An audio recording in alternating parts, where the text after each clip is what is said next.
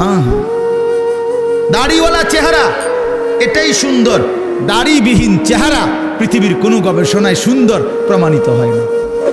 বসে প্রস্রাব করা এটাই সুন্দর, খাড়াইয়া মুতা পৃথিবীর কোন কাফের বেঈমানের গবেষণার মধ্যেও এটা ভদ্রচিত পন্থা এটা প্রমাণিত হয় নাই। যা সুন্নত তা সুন্দর, যা রাসূলুল্লাহর তরিকা, যা ইসলাম তাই শ্রেষ্ঠ, তাই শ্রেষ্ঠ। অতএব এবার বলেন চারটি নিয়ামত হইল কয়টা? আল্লাহ আমার রব, তিনি সর্বশ্রেষ্ঠ। মুহাম্মদ সাল্লাল্লাহু আলাইহি সাল্লাম আমার রসুল, তিনি সর্বশ্রেষ্ঠ। কোরআন আমার কিতাব, এটা সর্বশ্রেষ্ঠ। ইসলাম আমার ধর্ম, এটা সর্বশ্রেষ্ঠ। চারটি সর্বশ্রেষ্ঠ নিয়ামত আমার কাছে থাকার পরেও, আমারে আল্লাহ দান করার পরেও, আরে ভাইয়া আমরা নষ্ট হইলাম কেন? আমরা কেন জাহান্নামী হব? আমরা কেন বরবাদ হব কেন? কি ছিল না আমাদের? কিসের অভাবে নষ্ট হইলাম? কিসের অভাবে আমরা বরবাদ হইলাম? কিসের অভাবে আমাদের ছেলে নামাজ পড়ে না? কিসের অভাবে আমাদের মেয়ে পর্দা করে না? কিসের অভাবে আমাদের হারাম রোজগারে জিন্দেগি কাটে? কেন? মানে আমি জানতাম না, আমাদের যেহেতু কোনো কিতাব নাই, অতএব আমরা হালাল হারাম জানতাম না, এই কারণে। কথা বলেন না? কেন সুদ খায়? যেহেতু লোকটা জানে না যে আমাদের কোনো কিতাব যেহেতু নাই, আমাদের উপরে কোনটা হালাল কোনটা হারাম এরকম বলার মতো কেউ ছিল না, এই জন্য আমরা সুদ খাইছি। এটাই তো কারণ, ঠিক না? কেন মিথ্যা বললাম? কেন ওজনে কম দিলাম? কেন গান বাদ্য নাটক সিনেমা দেখলাম? কারণ আমাদেরকে বলার মতো এমন কেউ ছিল না।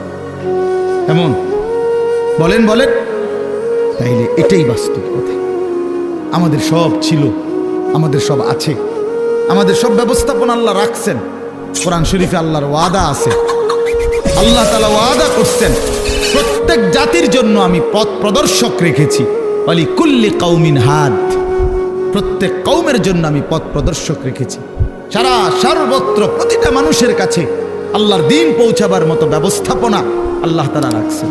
পৃথিবীতে যেখানে হযরত মাওলানা জুলফিকার আহমদ নকশবন্দি দামাত বারাকাতুহুম বলেন যে পৃথিবীতে যেখানে সূর্য ডুবার পর, পৃথিবীতে এমন দেশ আছে যেখানে সূর্য ডুবলে, আমাদের মনে করেন এখানে সূর্য ডুবলে পরবর্তী আরো প্রায় 11-12 ঘন্টা পরে আবার কি উঠে? সূর্য উঠে, ঠিক না? পৃথিবীতে এমন দেশ আছে যেখানে সূর্য ডুবলে 3 ঘন্টা পরে, 2-3 ঘন্টা পরেই আবার সূর্য উঠে যায়। এই হলে রাত্র অল্প কদ্দুর। হ্যাঁ, এরকম দেশেও হযরত বলেন আমি গিয়েছি, উনি পাকিস্তানের একজন বড় বুজুর্গ, উনি বলেন আমি সেই দেশেও গিয়ে দেখছি সেখানেও কালেমার প্রচার, ঈমান ইসলামের প্রচার, কালেমার দাওয়াত চলতেছে। তাহলে পৃথিবীর কোন জমিনে ইসলামের প্রচার থেকে খালি নাই, আল্লাহর দ্বীন বলা থেকে খালি নাই। আল্লাহ বলছে আমি কাউকে আমার কথা পৌঁছাই নাই, অথচ তারে আযাব দেব, আমি এমন জুলুম করব না। কথা বুঝেন নাই? কেউ এটা বলবে যে আল্লাহ আমি তো শুনিয়ে নাই ইসলামের নাম, কি কন না কন আপনি, আমি তো মুহাম্মদের নামই শুনি নাই, আপনি আমারই ফিরেন কিনতেন। আল্লাহ বলবে বান্দা এমন জুলুম আমি করব না, এমন জুলুম আমি করি।